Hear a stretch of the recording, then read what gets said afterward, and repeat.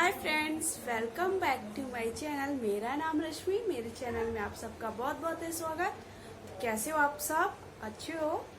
और मैं भी हूँ अच्छी। तो चलिए आ गई हूँ अपने नए वीडियो के साथ। और देखिए आज क्या लेकर आई हूँ आप सबके लिए और आज क्या बताने वाली हूँ। तो जैसा पिछले वीडियो में मैंने एक रेमेडी बताई थी घर पे ही तैयार करके आप कैसे आप अपने फेस को, कई लोग मेरे से बोल भी रहे थे कि मैम आप धीरे धीरे आपके फेस में कुछ ज्यादा ही ग्लो आ रहा है। तो एक्चुअली पहले का फोटो आप सब मेरा देखिएगा और आज का फोटो देखिएगा तो आपको बहुत कुछ फर्क समझ में आएगा। तो ऐसे ही फर्क नहीं है, मतलब कहीं ना कहीं मैं ट्राई कर रही होंगी, वो आपको देखकर समझ में आ रहा होगा। तो इसलिए आप सब भी उसको ट्राई करिएगा और आपको क्या फर्क समझ में आता है जरूर बताइएगा मुझे। वैसे एक दो दिन ट्राई करने से कुछ नहीं होगा कि आप सोचो कि एक दो दिन ट्राई कर लिया, बट अगर आप मतलब वीक में 2 टाइम्स या 3 टाइम्स ट्राई करिए और मंथ में मतलब पूरा मंथ 2 मंथ्स ऐसे ट्राई करते रहिए। क्योंकि कुछ लोगों के कुछ ज्यादा ही मतलब जैसे पिंपल्स होते हैं, फिर हम लोग क्या करते हैं, सबकी हैबिट में रहता है कि पिंपल्स जब होते तो उनको हम बार बार उंगली या नाखून से फोड़ते हैं। तो जब नाखून से उनको फोड़ देते तो उसके कारण क्या हो जाता है, वो काला काला धब्बा दे देता है, मतलब आपको काला काला निशान आ जाएगा।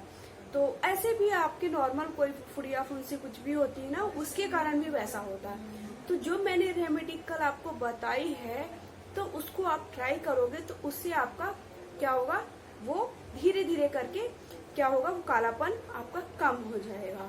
इसके साथ साथ कई लोगों को झाइयों की समस्या भी बहुत ज्यादा होती है।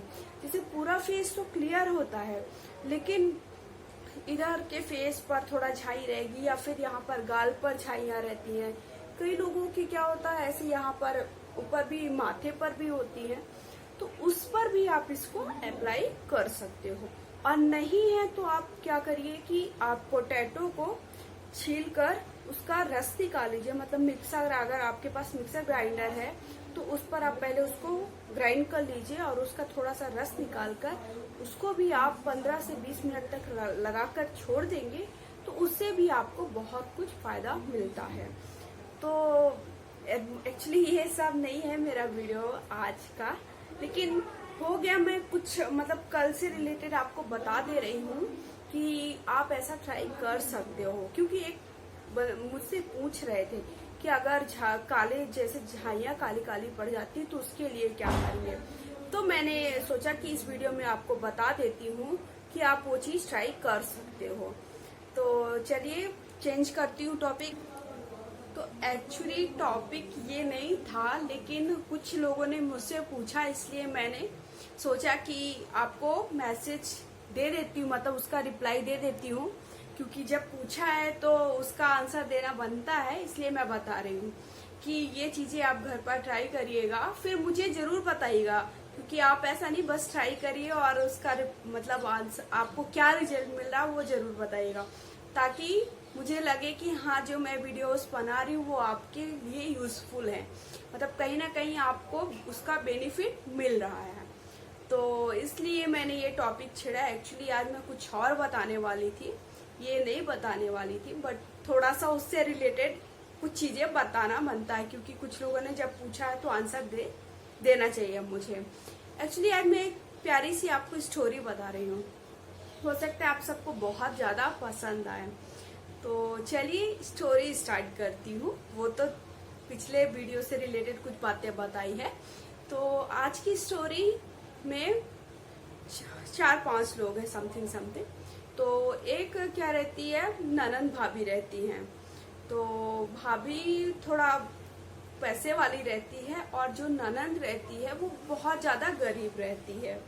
तो और उसको कहीं जाना रहता है, मतलब उसको उसकी दूर की वो रहती है, उसको कहीं किसी कार्यक्रम में जाना रहता है। तो उधर पर उसको रेड कलर की साड़ी, मतलब अच्छी साड़ी पहनकर जाना रहता है। तो और उसका जो पति रहता है वो इतना अमीर नहीं रहता है कि उसको तुरंत चीजें ला सके। तो वो दोनों को जाना था, एक्चुअली दोनों को इनवाइट किया गया था, बट वो दोनों हस्बैंड बोलता है कि तुम चली जाओ, तुम कैसे भी एडजस्ट कर लोगी वहां पर, लेकिन अगर मैं ऐसे जाऊंगा तो तुम्हें अच्छा नहीं लगेगा, क्योंकि मेरे ऐसे फटे पुराने कपड़े देखकर हो सकता है तुम्हारे घर वाले या जहाँ वो जाने वाली थी वहां पर वो लोग तुमको तुम्हारा मजाक बनाए। तो ऐसा करो कि तुम चली जाओ और मैं नहीं जाता हूँ। तो वो बोलती है ठीक है मैं ही चली जाती हूँ, बट उसके पास भी जो कपड़े रहते हैं वो बहुत ही ज्यादा खराब रहते हैं, मतलब ऐसे कपड़े नहीं रहते हैं कि वो बाहर पहनकर जा सके। तो वो क्या करती है कि अपनी भाभी से मांगती है, तो भाभी से बोलती है कि आप मुझे अपनी साड़ी दे दो कुछ टाइम के लिए, तो मैं आपकी साड़ी पहनकर चली जाती हूँ, फिर मैं वापस कर दूंगी। तो वो भाभी उसकी बोलती है कि ठीक है मैं दे तो दूंगी, लेकिन मेरी साड़ी पर कुछ भी दाग नहीं लगना चाहिए। अगर कुछ भी दाग लगेगा तो मतलब तो मैं अगर कोई भी दाग उस पर लगा तो मैं तुम्हारी जान ले लूंगी, मतलब मुझे मेरे कपड़े में कुछ भी दाग नहीं लगना चाहिए। तो भाभी तो वो ननद तो बहुत ज्यादा डर जाती है।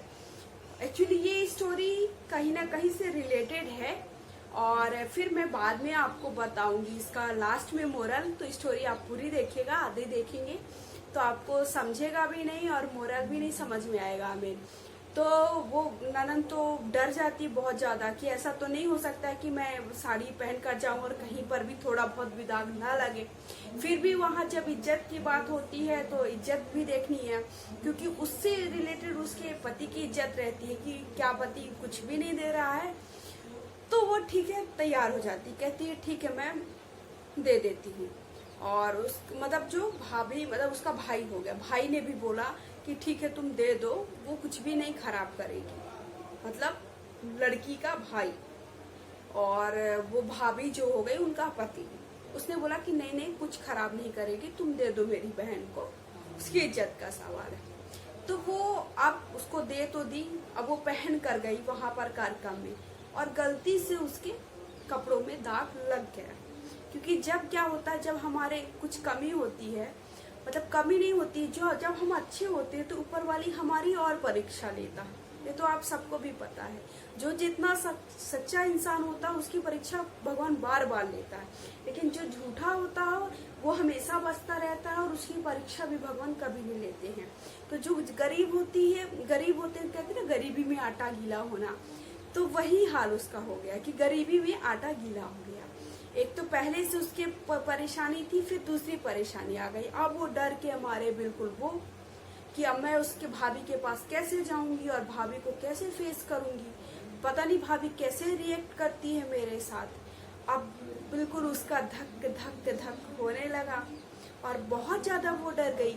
लेकिन जाना तो था वापस नहीं जाती तब तो भाभी और मार डालती, क्योंकि वो तो एक टाइम दी थी कि एक टाइम के बाद अब तुम्हें वापस आना है। अब वो बहुत ज्यादा डर गई और वापस आई। जैसे ही वापस आकर उसने अपनी साड़ी दिखाई, उसकी साड़ी मतलब भाभी की साड़ी दिखाई कि भाभी गलती से इस पर बोला गया, वो आग बबूला हो गई भाभी बिल्कुल कि नहीं नहीं कैसे लग गया क्या है। अब क्या करती है, भाई से बोलती है, मतलब अपने पति से बोलती है, या तो तुम मुझे मैंने बोला था कि इस पर कोई भी दाग नहीं लगना चाहिए, अगर दाग लगा है तो तुम मुझे इसके खून से बिल्कुल इस साड़ी को लाल करके दो, मतलब इसका तुम गला काट कर दो, मैं नहीं जानती कुछ, ऐसा उसने बोल दिया। अब भाई भी असमंजस में था कि मैं करूं तो करूं क्या। यहाँ एक साइड भाई बहन है और एक साइड बीवी है, अब किसका पक्ष लूं। लेकिन अब उसको जानते हैं आजकल की क्या होता है, बीवी का पक्ष पहले लिया जाता है, बहन मतलब और रिश्तों को साइड कर दिया जाता है। कुछ भी था, मतलब उसका लास्ट का स्टोरी का मैं बताऊंगी मेन क्या किससे रिलेटेड है, क्या है मोरल, लास्ट में मेन इंटरेस्ट है। बट फिर भी वो अब क्या किया, भाभी बिल्कुल परेशान कि नहीं नहीं मुझे उसका सर चाहिए और ये साड़ी बिल्कुल उसके खून से लाल होनी चाहिए, क्योंकि मैंने कहा था कि साड़ी गंदी नहीं होनी चाहिए। वो भाई क्या किया, गया और उसका सर कट कर दिया और उस साड़ी को लाल कर दिया और वापस आया, और वापस आकर अपनी बीवी से बोलता है कि ये लो मैंने तुम्हारी जो इच्छा थी, जो तुम सोच रही थी, जो तुम चाह रही थी, वो मैंने पूरा कर दिया। मैंने इसका क्या कर दिया सर, कट कर दिया। तो भाभी एक्चुअली क्या था, वो परीक्षा ले रही थी। वो सच में ऐसा नहीं कर रही थी, वो अपने पति की परीक्षा ले रही थी। मेन इंटरेस्ट लास्ट में है, इसलिए मैंने बोला था कि आप स्टोरी को लास्ट तक देखिएगा। तो वो मेन उसका क्या ले रही थी, परीक्षा ले रही थी कि ये किसके प्रति कितना सच्चा है, एक आदमी किसके प्रति कितना सच्चा है। तो फिर क्या होता है कि जैसे ही वो सर बहन का लेकर उसके पास पहुंचता है, बीबी के पास, और बोलता है कि लो मैंने इसका सर कट कर दिया और ये मैंने साड़ी को लाल कर दिया उससे। तो फिर वो क्या बोलती है बीबी, उतने समय पर जब ऐसे ही पति ऐसा करके आता है तो बोलती है कि मैं तो तुम्हारी परीक्षा ले रही थी, मैं देखना चाहती थी तुम कितने सच्चे हो। जिसके साथ तुमने 25 से 30 साल गुजारे, तुम उसके सगे नहीं हुए तो तुम मेरे सगे कैसे हो सकते हो? क्योंकि भाई बहन का रिश्ता कितना पवित्र होता है। एक्चुअली रक्षाबंधन आने वाला है, तो इसलिए मैंने ये स्टोरी आप सबके सामने रखी कि आप सबको भी बड़ी अच्छी लगेगी और इसका मोरल भी समझिएगा, तो मतलब आपको दिल को छू जाएगी। इतनी इंटरेस्टिंग स्टोरी है, उसके साथ साथ भाई बहन के प्यार को भी बता रही है। एक्चुअली मेरा भी बोलते बोलते गला भर आया ऐसी स्टोरी सुन दिखाकर कि मतलब ऐसे भी लोग होते हैं। तो वो तुरंत वो बीवी बोलती है, मतलब उसकी लड़की की भाभी बोलती है कि तुम जब एक इतने पवित्र रिश्ते को तुम नहीं निभा पाए, जिसके साथ तुमने 25 से 30 साल गुजारा, और भाई बहन का रिश्ता इतना पवित्र होता है, तो तुमने मेरे लिए उसको जब मार दिया तो किसी दिन किसी और के लिए तुम मुझे भी मार सकते हो। समझा आपने ना? स्टोरी का मेन मोरल क्या है कि जब तुम अपनी बहन के सगे नहीं तो मेरे सगे कितने दिन हो गए। किसी दिन ऐसा मौका आएगा कि तुम मतलब खुद ये नहीं समझ पा रहे हो कि कौन से रिश्ते को कितनी अहमियत देना है। तो तुम जब एक आज उसके लिए मेरे लिए उसको मार दिए, तो कल उसके लिए किसी और के लिए मुझे मार सकते हो। तो लास्ट में क्या होता है, वो बीवी उसको छोड़कर चली जाती है, कहती है कि तुम किसी के भी सगे नहीं हो। तो इसलिए मतलब आपको मैं एक चीज बताना चाहूंगी, इतनी बड़ी नहीं हो गई हूँ कि मैं आपको शिक्षा दूं। एक्चुअली ये स्टोरी मेरी मम्मी ने मुझे बताया, वो बहुत दिनों से बोल रही थी कि तुम इस स्टोरी को सबके सामने रखो, तो मैंने सोचा कि चलिए आप सबके सामने रख भी देती हूँ और आप सब भी बताइएगा कैसी लगी स्टोरी। अगर आप पूरी स्टोरी देखेंगे तभी समझेंगे, कई लोग स्किप करके देखोगे फिर आपको स्टोरी समझ में नहीं आएगी। और इतनी प्यारी स्टोरी अगर आप इग्नोर कर रहे हो तो वो आपकी इच्छा है, एक्चुअली इग्नोर नहीं करनी चाहिए। और मैंने अच्छे से रिप्रेजेंट भी किया आपके सामने। तो इसका मेन मोरल ये है कि जब एक आपको प्राथमिकता सेट करनी है कि आपके लिए, जैसे कई लोगों को मैं देखती हूँ कि जब फैमिली में भी होता है, माँ बाप, बीवी, भाई बहन, सबके बीच में आपको प्राथमिकता सेट करनी है। मतलब क्या है कि आपको किसको कितना समय देना है। अगर आप प्राथमिकता सेट नहीं कर पाओगे तो आप रिश्तों के बीच में पिस जाओगे। तो आप जानते हो कि माँ की जगह तो कोई जिंदगी में ले ही नहीं सकता है, क्योंकि वो कितना कष्ट सहती है अभी हम नहीं जानते, क्योंकि अभी हम माँ नहीं बने हैं। जब हम माँ बनेंगे तब हम समझ पाएंगे कि माँ, लेकिन दर्द को हम जानते हैं, ये तो हम नहीं जानते कि वो कितना दर्द सहकर आपको पैदा की है, लेकिन थोड़ा बहुत दर्द को हम समझ सकते हैं। और कभी हम भी बनेंगे तो हम तो पूरा दर्द समझेंगे कि कैसा। तो माँ की जगह तो जिंदगी में कभी कोई नहीं ले सकता है। और जहाँ तक बीवी की बात है, सबकी अलग अलग जगह रखिए। मतलब माँ को अपनी जगह पर रखिए, बीवी को अपनी जगह पर रखिए, और रिलेटिव को भी टाइम दीजिए।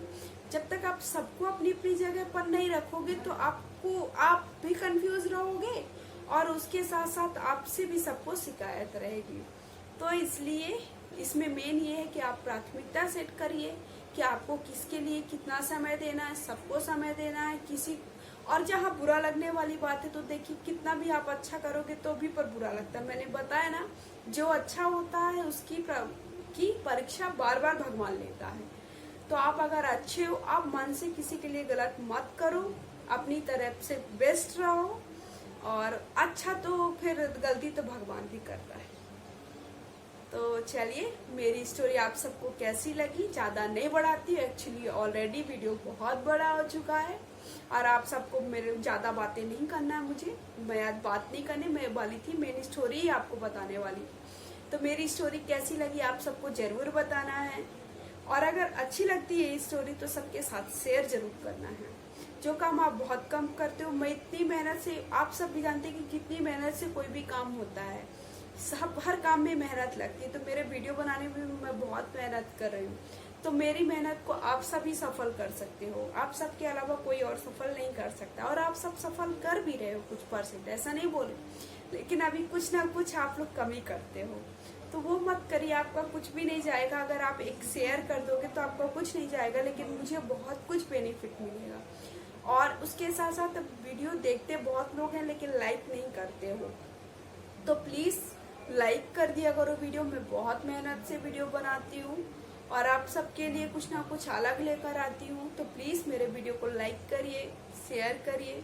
और अभी तक आपने चैनल को सब्सक्राइब नहीं किया है तो अगर वीडियोस अच्छे लगते हैं तो चैनल को सब्सक्राइब करिए, साथ में बेल आइकन को प्रेस करिए ताकि कोई भी लेटेस्ट वीडियो बनाऊँ वो आपके पास तक पहुँचे, आपके पास नोटिफिकेशन आ सके।